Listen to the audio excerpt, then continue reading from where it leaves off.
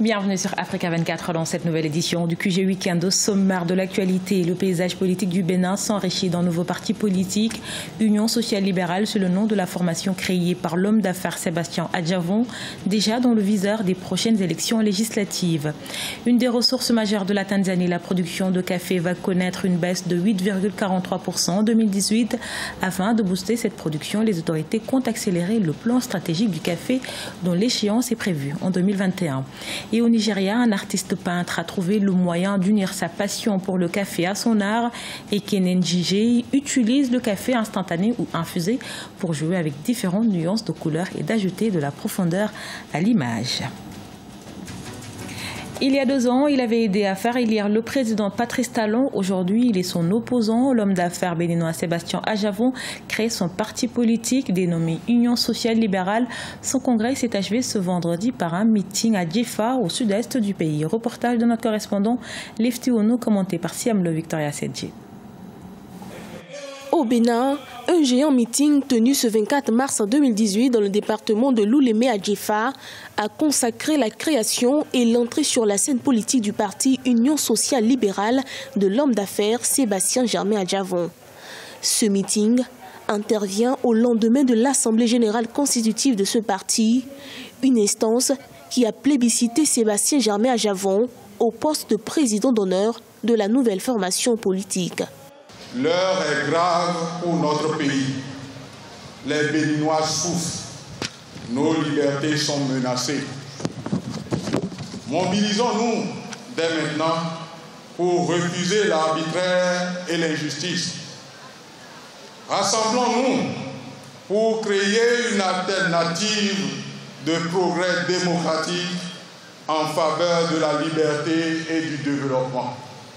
L'Union sociale libérale a pour ambition de rassembler les forces politiques de l'opposition. Aussi, le parti prendra-t-il part aux prochaines élections, en ligne de mire les législatives de 2019. Il faut sans délai un dialogue responsable de tous ces acteurs. Sinon, notre pays court de graves dangers.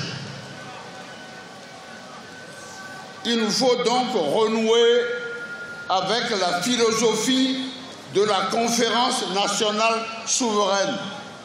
Arrivé 3e au premier tour de l'élection présidentielle de 2016, Sébastien Germain Adjavon fut un grand artisan de la victoire du président Patrice Talon. Il faut rappeler que l'homme d'affaires a pris ses distances avec le pouvoir actuel après ses déboires judiciaires, notamment l'affaire de 18 kg de cocaïne retrouvée dans l'un de ses conteneurs.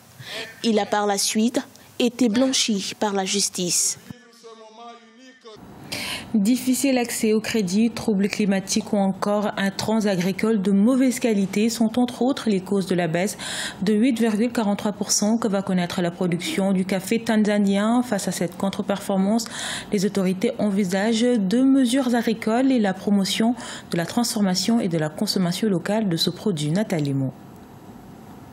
La production de café en Tanzanie va baisser de 8,43% en 2018. Selon la Tanzania Coffee Board, l'Office national du café, la chute en perspective est liée au changement climatique et au difficile accès au crédit bancaire en priorité. De plus, l'utilisation d'intrants agricoles inadéquats et le vieillissement des plants de café représentent d'autres facteurs de la contre-performance annoncée. La production caféière de la Tanzanie devrait passer de près de 47 000 tonnes en 2017 à 43 000 tonnes en 2018. Conséquence, le pays s'éloigne d'un marché estimé à 3,5 milliards de tasses de café consommées en moyenne par jour dans le monde. Il faut simplement que la Banque centrale tanzanienne, après une étude sérieuse, puisse produire de la monnaie et que cette monnaie, la Banque centrale la mette à la disposition des banques secondaires qui, elles, vont prêter aux producteurs. Et ces gens-là, ils vont pouvoir augmenter la production. Par la même occasion, l'État tanzanien va améliorer le savoir-faire des agriculteurs parce qu'il faut effectivement créer des écoles d'agronomie où l'on apprenne spécifiquement à produire le café arabica. Face à cette baisse de la production, la Tanzanie compte accélérer son plan stratégique du café dont l'échéance est prévue en 2021. L'objectif de ce plan est de doubler la production caféière annuelle, la portant ainsi à 80 000 tonnes. Pour ce faire, la Tanzanie peut compter sur l'augmentation de 1,5 à 2% de la consommation intérieure de son café. Le pays envisage également le développement de nouvelles semences plus résistantes aux effets du changement climatique. L'agriculture sous-abri est une réponse définitive au changement climatique. Parce que dans l'agriculture sous-abri, on crée les conditions environnementales qu'on maîtrise et qu'on peut gérer, quelle que soit la variation des conditions externes. Et l'agriculture sous-abri demande une technologie assez approfondie, une volonté gouvernementale assez pointilleuse et beaucoup également d'investissements financiers. En Tanzanie, les entreprises du secteur privé sont invitées à améliorer la chaîne de valeur du café tanzanien. Le gouvernement compte ainsi promouvoir la transformation locale de ce produit. Il a trouvé le moyen d'unir sa passion pour le café à son art. Ekene Ngige, artiste peintre nigérian, il utilise le café pour embellir ses œuvres, des œuvres qui démontrent son engagement pour des causes sociales. Inclusion dans son atelier de Lagos avec Siamlo Victoria Sedji. Au Nigeria, c'est la passion pour le café qui définit l'artiste plasticien Ekene Ngige. À 35 ans, c'est dans son atelier à Lagos qu'il fait parler sa peinture aux traits uniques avec comme matière de base le café. Senteurs et couleurs atypiques, ils sont le reflet d'un art qui se veut surtout engagé. Sous son pinceau s'expriment ça et là des visages parfois en colère et parfois tristes. Parmi eux, celui d'une jeune fille musulmane du nord-est du Nigeria où de nombreuses filles sont fréquemment enlevées des mains de leur famille par la secte terroriste Boko Haram. Je suis un amoureux du café. Un jour, au cours d'une réunion, je buvais une tasse quand elle s'est renversée sur mon bloc-notes. La couleur était si belle sur le papier, la texture si éblouissante que je me suis dit pourquoi ne pas m'en inspirer pour la peinture. Ce que j'ai fait une fois à la maison. Depuis, je m'en sers pour raconter ce qui se passe dans la vie, la pauvreté, l'Afrique, le terrorisme ou encore les enfants. L'utilisation du café instantané ou infusé lui permet de jouer avec différentes nuances de couleurs et d'ajouter de la profondeur à l'image. Il lui faut 2 semaines maximum pour finir un tableau. Pour préserver sa peinture, il ajoute du vernis pendant la finition. Son professionnalisme a attiré vers lui de nombreuses institutions, lesquelles lui ont permis de pouvoir un tant soit peu vivre de son art. La peinture représente beaucoup pour moi. Elle m'a plusieurs fois permis de me prendre en charge quand j'étais encore étudiant. C'est très encourageant de voir même des banques acquérir mes œuvres, ce qui me permet d'acheter plus de matériaux. Aujourd'hui, je suis fier de ma carrière de peintre. Ekene Ngige est diplômé des Beaux-Arts au Yaba College of Technology de Lagos. Ses œuvres se vendent à partir de $280 en fonction de la taille et de la complexité. À ce jour, il a vendu une dizaine d'œuvres et prévoit des expositions courant 2018.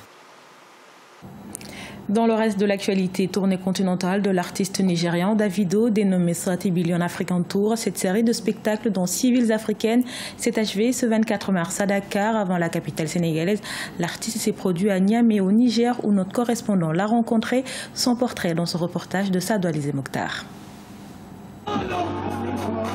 Artiste et producteur de musique, David Adeleke est plus connu sous le pseudonyme de Davido. Né à Atlanta aux États-Unis, il a connu différentes cultures mais est resté toujours fidèle à ses racines. Et cela se ressent dans sa musique, estiment les observateurs. Artiste engagé, Davido a réussi dans un laps de temps à mobiliser une base de fans à travers le monde. C'est ainsi que ses chansons ont connu un énorme succès. Il est l'une des stars de la musique les plus célèbres d'Afrique depuis la sortie de son tube Dami Diro en 2011 et a même remporté le prix du meilleur artiste africain au MTV Music Award en 2017 ainsi que le prix du meilleur artiste africain au Mobo Award en 2018. Aujourd'hui, la musique fait partie de ce qui concourt au maintien de la stabilité de notre continent. Dans mon pays, nous avons beaucoup de problèmes, mais quand nous jouons la musique, on oublie ces problèmes. Donc, ma musique, c'est ce que j'utilise, c'est mon instrument pour promouvoir la paix. Ainsi, je suis heureux d'être ambassadeur de la paix.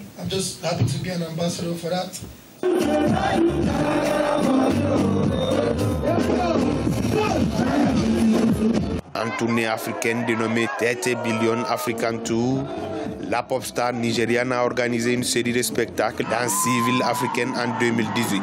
C'est un artiste que personnellement je suis depuis très longtemps, depuis ses débuts, pratiquement on va l'appeler ainsi. Depuis qu'il a commencé réellement à faire parler de lui, il n'a pas arrêté, il n'a eu de cesse d'apporter un vrai plus à cette culture africaine.